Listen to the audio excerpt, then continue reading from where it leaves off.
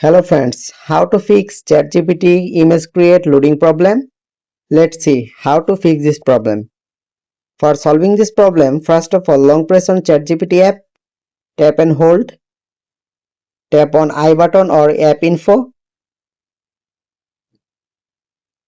tap on storage, tap on clear data, clear cache, OK to confirm, go back to previous page and make sure your all permission is allow all permission one by one like camera permission, microphone.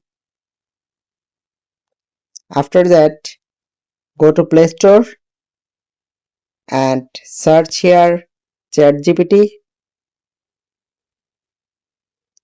Update your ChatGPT to latest version your Play Store or App Store. Then update